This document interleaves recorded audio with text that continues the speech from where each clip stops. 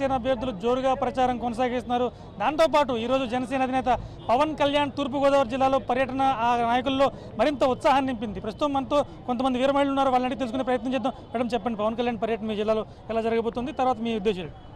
పవన్ కళ్యాణ్ గారు ఎన్నికల శంఖారావంలో భాగంగా ఈరోజు రాజమండ్రి విచ్చేస్తున్నారండి. ఇంకొక గంటలో ఇక్కడికి రానున్నారు. పవన్ కళ్యాణ్ గారి యొక్క రాక కోసం నిన్నటి నుంచే అసంఖ్యాకంగా అభిమానులు, కార్యకర్తలు అందరూ కూడా చాలా ఆతృతగా ఎదురు చూస్తూ ఉన్నారు.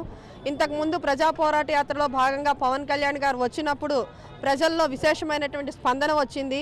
ఆ తర్వాత క్యాండిడేట్స్ని అనౌన్స్ చేసిన తర్వాత ఎన్నికలు దగ్గర పడుతున్నటువంటి ఈ సమయంలో పవన్ కళ్యాణ్ గారి యొక్క రాక ఖచ్చితంగా ఇక్కడ అభ్యర్థుల విజయానికి కృషి చేస్తుందని, ఆయన మాట్లాడేటువంటి మాటలు ప్రజలను చైతన్యపరిచేలాగా ఉంటాయని, ఖచ్చితంగా ఎవరైతే పవన్ కళ్యాణ్ గారు నిలబెట్టారో ఆ అభ్యర్థులు వారి యొక్క విజయాన్ని సూచించే విధంగా ఆయన పర్యటన ఆద్యంతం కూడా జరగబోతోందండి.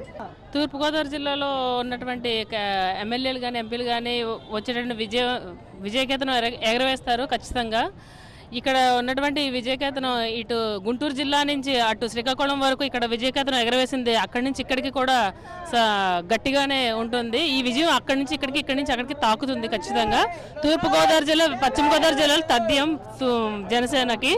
సో వీళ్ళందరూ కూడా యూత్ అందరూ, పెద్దోళ్ళు అందరూ కూడా ఇక్కడికి వస్తున్నారు. సో జనసేన పార్టీ పెద్ద మెజారిటీ ఏదైనా గెలుస్తుంది. ఇప్పటి వరకు నివురుగప్పిన నిప్పులా ఉన్న ఆ సైలెంట్ వేవ్ అనుకున్న జనసేన ఈ రోజున వారు వచ్చిన తర్వాత ఆ నివురు పోయి నిప్పు బయటకు వస్తుంది.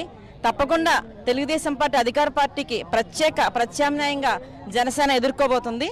ప్రజలందరూ కూడా తప్పకుండా ఈ రోజుతో కంప్లీట్ గా పిక్చర్ మారిపోయి ఇక్కడ అభ్యర్థులందరిది కూడా విజయం తథ్యం. డాక్టర్ అనసూరి పద్మలత, రాజమహేంద్రవరం. ఉభయ గోదావరి జిల్లాలో జనసేన జోరు కాదు, కోలాహలం. ఇప్పుడు మీరు చూస్తున్నారు, మండుటి ఎండలో కూడా పవన్ కళ్యాణ్ గారు వస్తున్నారంటే వీళ్ళు ఏదో బిర్యానీయో బీరు ఇస్తేనో వచ్చిన వాళ్ళు కాదు.